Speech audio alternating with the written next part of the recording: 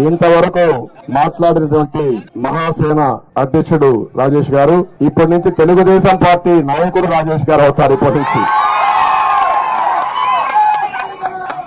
రాజేష్ గారిని మనస్ఫూర్తిగా సాదరంగా ఆప్యాయంగా తెలుగుదేశం పార్టీలోకి స్వాగతం పలుకుతున్నాను. రాజేష్ తో వారితో కలిసి యువత చాలా ఫెరోషియస్ గా ఉన్నారు, చాలా ఉత్సాహంగా ఉన్నారు. అందరూ రాలేదు కానీ చాలా మంది ఉన్నారు. ఆయనకంటూ రాష్ట్రంలో ఒక ఫాలోయింగ్ కూడా ఉంది. దానికి కారణం ఆయన చేసిన పోరాటం, ప్రజల కోసం ఆయన చేసినటువంటి పోరాటాలే కారణం అని చెప్పి మరొకసారి మీకు తెలియజేస్తున్నా.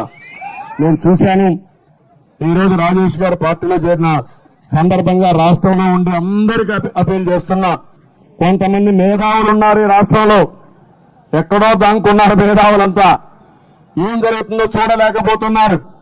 కనీసం రాజేష్ కళతో చూడమంటున్నామండి.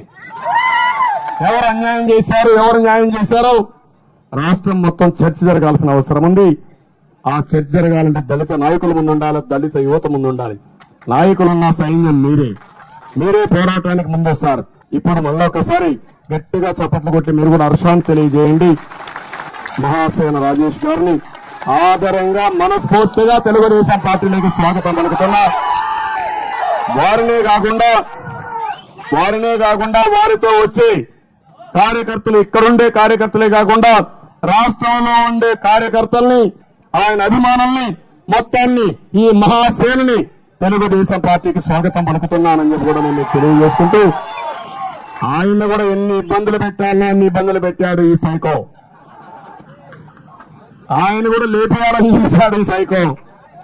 అంటే ఒక వ్యక్తి దళితుల కోసం మాట్లాడుతూ ఉంటే మహాసేన రాజేష్ కూడా శ్రీకాకుళం తీసుకుపోయి హింసలు పెట్టి హెరాస్మెంట్ చేసి భయభ్రాంతులు చేసే పరిస్థితికి వచ్చారు. మీ పిల్లలు ఏమవుతారో చూసుకో, నీ భార్య ఏమవుతుందో చూసుకో అంటే ఏది ఏమైనా పర్వాలా, నా ప్రాణం పోయినా పర్వాలా, నేను నమ్మిన సిద్ధాంతాల కోసం పోరాడతానని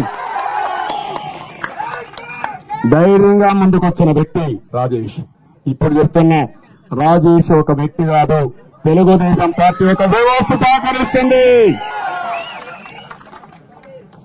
అందుకే మీరందరూ కూడా ఆలోచించుకోవాల్సిన అవసరం ఉంది. మన నాయకుల్ని మనం కాపాడుకోవాలి. ఆ విషయాలు కూడా మాట్లాడతా. మరొకసారి మీ ఉత్సాహం చూసినప్పుడు చాలా మీటింగ్లు చూస్తున్నా గానీ ఇక్కడ మీ ఉత్సాహం ఆ మీటింగ్ల కంటే ఇంకా ఎక్కువ ఉంది. చాలా సంతోషం. ఈ ఉత్సాహం ప్రతి ఒక్క పల్లెలో ఈ ఉత్సాహం పెరగాలి. ఇప్పుడు నేను చూస్తూ ఉంటాను రాజేష్ వీడియోలు బాగా పాపులర్ అవుతాయి. కారణం ఏంటి? ఆ కంటెంట్ లో ఆయన పెట్టే విధానం, మాట్లాడే విధానం, ఆయన చెప్పే విపులంగా అనలిటికల్ గా చెప్పే విధానం వల్ల వస్తా ఉంది. అలాంటి టాలెంట్స్ అన్ని మీ అందరిలో ఉన్నాయి. రాష్ట్రంలో ఉండే ప్రతి ఒక్క యువకుల్ని ప్రోత్సహిస్తా, పెద్దవాళ్ళని ప్రోత్సహిస్తా. మీకు న్యాయం చేసే బాధ్యత నాది. నాకు బాగా తెలుసు. నా పట్టుదల ఎప్పుడు కూడా ఉడుం పట్టుదల. పట్టుకుంటే వదిలిపెట్టను, సంకల్పం చేసే సంకల్పాన్ని వదిలిపెట్టను. అర్థమైందా మీకు? Okay, good, carry on.